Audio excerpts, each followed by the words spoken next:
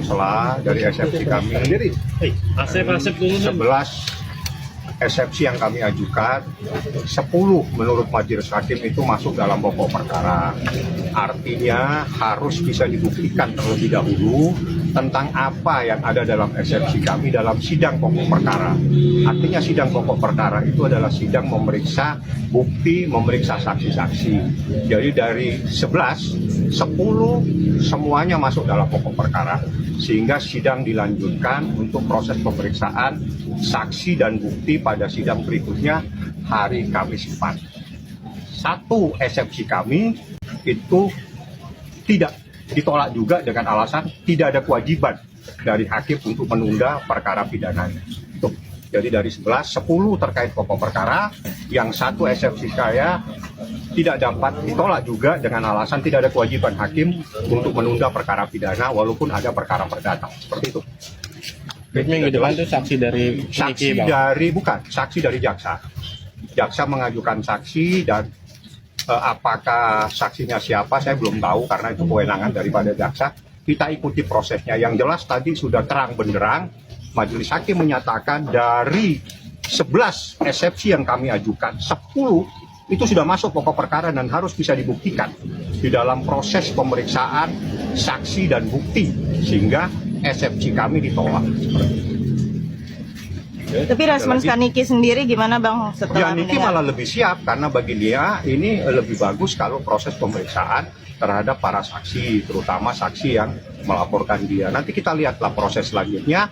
Kita serahkan sepenuhnya karena yang punya hak untuk mengajukan saksi adalah jaksa penuntut umum yang harus bisa membuktikan apa yang ada di dalam dakwaannya, seperti itu. Tapi terkait yang eksepsinya ditolak itu sama eksepsi Niki itu hampir kecewa nggak sih Bang? Bukan persoalan perasaan kecewa, tidak, ini persoalan hukum. Jadi kalau persoalan hukum itu bukan urusan perasaan tapi urusan penegakan yang harus ditegakkan. Jadi dalam keputusan dan Anda bisa mendengar 11, 10 masuk pokok perkara dan harus bisa dibuktikan. 1, tidak ada kewajiban hakim untuk menunda perkara pidana karena ada perkara perdata. Terus mana ada tambahan? Oh, ada deh. Ada lagi yang mau ditanyakan? Jadi saksi yang akan jadi saksi menjadi kewajiban jaksa penuntut umum yang akan menghadirkan. Siapa saksinya itu kewenangan mutlak dari jaksa. Kami hanya akan mengikuti prosesnya seperti apa dan insya Allah kita sudah siap untuk bertanya kepada saksi-saksi tersebut. Seperti apa yang ada dalam eksepsi kami yang kami keberatan, yang menurut majelis hakim dan menurut jaksa semua eksepsi itu terkait dengan pokok perkara. Artinya kalau memang terkait dengan pokok perkara, kita harus masuk kepada materi pembuktian. Nah, materi pembuktian itulah yang akan dimulai pada sidang Kamis depan. Berarti ada kemungkinan saksi minggu depan itu bisa Reza Gladys juga nggak sih Bang, mungkin Bang? Saya tidak bisa menjelaskan karena itu bukan kewenangan saya. Itu kewenangan jaksa, silakan Anda bertanya apakah jaksa akan menjelaskan atau tidak. Saya tidak punya hak untuk menyampaikan siapapun saksinya karena kewenangan untuk menghadirkan saksi itu adalah kewenangan jaksa penuntut umum. Bang, maaf Loli ikuti perkembangan kasus Sangat, ini. kemarin sudah saksi yang terakhir. Jadi perkara Loli ini agak tapi nggak apa-apa ya saya jelasin. Perkara Loli dari 5 saksi itu semuanya adalah saksi yang dibawa perlindungan LPSK dan semuanya sudah selesai diperiksa. Terakhir kemarin ada 2 yang dibawa perlindungan dari LPSK. 3 yang kemarin datang, terus sebelumnya ada 2, jadi total 5. Dan alhamdulillah saya ucapkan banyak terima kasih kepada LPSK yang selalu mengawal perkara ini dan selalu memberikan pendampingan terhadap 5 saksi yang kami ajukan. Semuanya saksi sebelum bersidang mereka itu dijemput dan diantar ke LPSK, diajak ngobrol, baru diantar ke pengadilan. Jadi semuanya dibawa perlindungan. LPSK 5 orang saksi kami dari sidang Rabu yang lalu 2, sidang Rabu kemarin 3 saksi yang dibawa perlindungan LPSK dan semuanya secara maksimal dilindungi. Mereka disuruh datang ke LPSK, habis itu diantar ke pengadilan. Setelah dari pengadilan mereka diantar lagi ke rumahnya masing-masing. Terima kasih banyak kepada LPSK yang telah memberikan perlindungan kepada saksi yang kami ajukan pada saat dalam proses penyidikan pada saat itu. Seperti itu ya. Oke, ada lagi sidang berikutnya hari Rabu. Saksinya Kamis perkara pidana. Kamis beda. Ya, perkaranya Nikita Mirzani. Karena tadi saya menjelaskan masalah Laura supaya connect nih. Laura itu setiap Rabu. Ya, Rabu depan ada saksi saya tidak tahu siapa karena itu menjadi kewenangan jaksa. Kamis saksinya Nikita Mirzani, perkara Nikita Mirzani dan Ismail Marzuki. Saksinya menjadi kewenangan jaksa siapa? Saya tidak punya hak. Saya pikir itu Usman mau nambahin. Kau Mira? Cukup ya? Oke, terima kasih Bang. Korbannya itu jelas gereja. Kemudian di permasalahan yang ketiga dipermasalahkan adalah mengenai pasal. Ya, pasal itu adalah tulis bahwa itu adalah hak jaksa untuk memutuskan. Kami sudah katakan minggu lalu bahwa kalau laporannya pun pembunuhan, tapi jaksa meneliti perkara pokoknya adalah penganiayaan dan menyebabkan kematian, sudah pasti jaksa itu akan membuat pasal itu adalah penganiayaan yang menyebabkan kematian. Kemudian dilanjutkan lagi dengan pasal tentang adanya cerita yang sama tapi pasalnya berbeda, kan sudah juga kami jelaskan bahwa itu adalah namanya dakwaan alternatif. Ditanyakan di eksepsi lagi adanya TPPU tidak pidana asal. Disitulah sudah kami jelaskan minggu lalu juga bahwa itu adalah dakwaan kumulatif. Jadi sebenarnya saat kami sayangkan sebenarnya pihak ini kurang cermat untuk membela kliennya. Ya, pidananya terbengkalai begini, sementara perdatanya mengganggu konsentrasi katanya kan. Itu salahnya pihak, kenapa buat gugatan.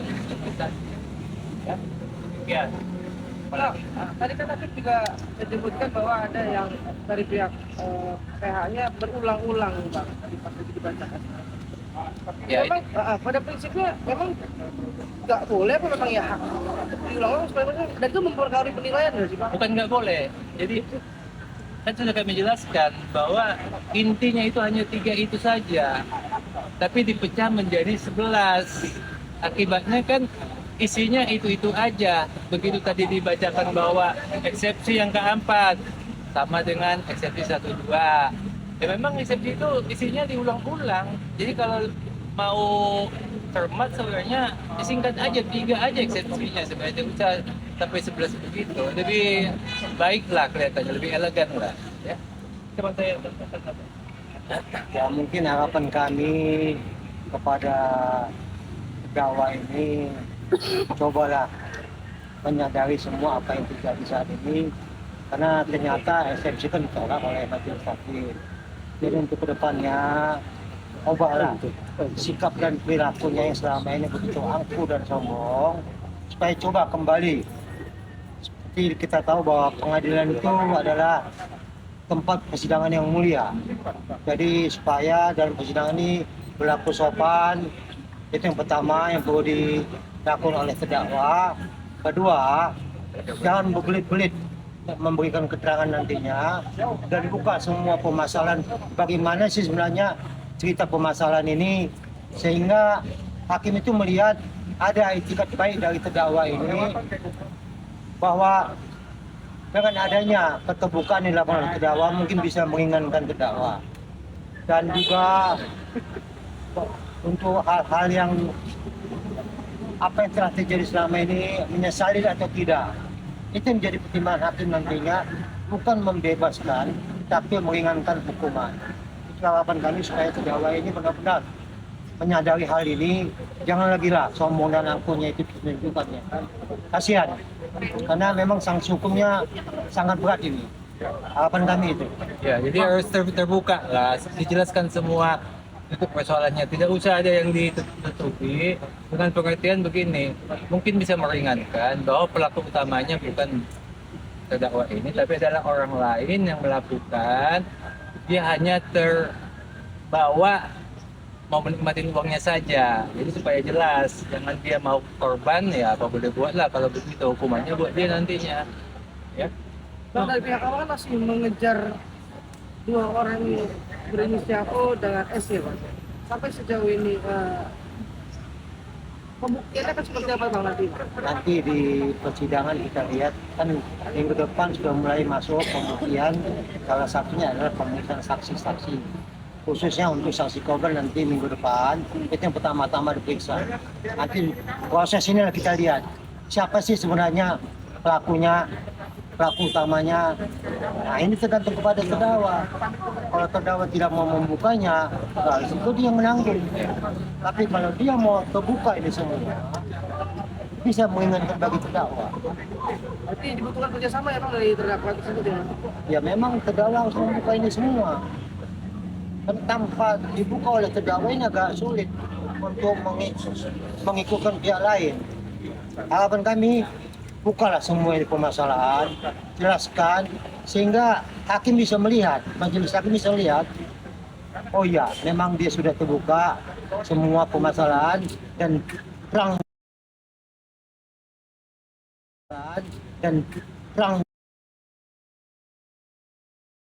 Bahasa paling kasar ditumbalkan ya Pak? sebenarnya tidak juga sih kalau kita lihat dari proses hukumnya. Ini kan memang diawali ada pihak-pihak lain yang mencoba speak up masalah Dr. Reja ini. Tapi kan ujung-ujungnya terdakwa yang terima uang. Kita sama terdakwa kita dengan Mail. Dan hanya bisa jika mereka membuka ini semua masalah pengadilan, kalau kita tahu bagaimana sih sebenarnya masalah ini. Ya, jadi ditambahkan, kita ikutin apa yang dibacakan oleh jaksa ya, dakwaannya. Dakwaannya pertama review jelek oleh Doktif, ya, ditangkap oleh Dr. Oki, ya, kemudian Dr. Oki mengolah menjadi pertama itu uang tutup mulut, ya.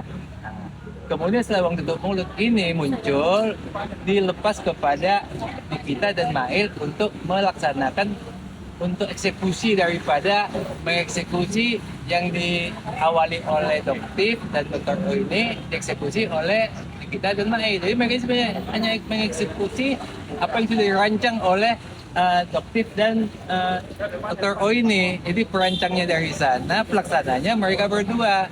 Jadi mereka mestinya buka mulut bahwa mereka ini pelaksana daripada yang dirancang oleh dua lagi itu.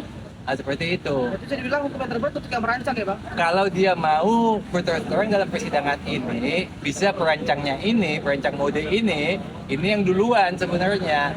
Kalau mereka ini yang melaksanakan apa yang dirancang oleh dua orang sebelumnya. Nah, seperti itu.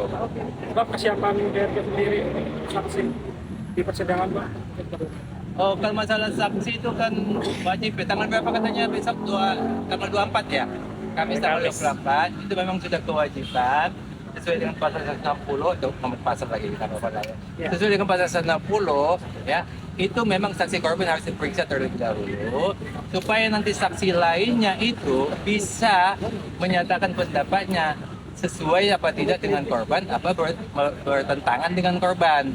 Ya, jadi memang saksi korban nanti Dr. Reja diperiksa terlebih dahulu. Saksi lainnya akan menjelaskan betul apa tidak yang dikatakan oleh saksi korban. Ya, wajib itu yang pertama diperiksa. Tapi udah kesehatan mental aman ya Bang? Nggak ada Aman. yang dibilang takut segala macam nggak ada ya? Aman, karena kemarin Harimau Muhammad Singai lepas sudah kami ikat, sehingga dia mengatakan nggak takut lagi. Nah, begitu. Dia datang nanti. Ya? Oke siap. Oke. Datang. Jadi fix datang ya Pak ya? Ya, pasti datang. Harimau sama singa dari Wajib datang. kandangin semua. Tinggal media kan baik-baik semua nih. Ah, berarti dia nggak takut lah sama media. Medianya media baik kok semua. Dia mau ngapain sih Bang? Kan gak digigit. Kan katanya takut. Berarti singa sama harimaunya kan udah diikat, dikandangin. Berarti nggak takut lagi dia. Bang, kloter kedua nih Bang. Itu Ya. dulu Bang. Kloter kedua. Bang. Kita gini dulu Maaf, Bang. Bang.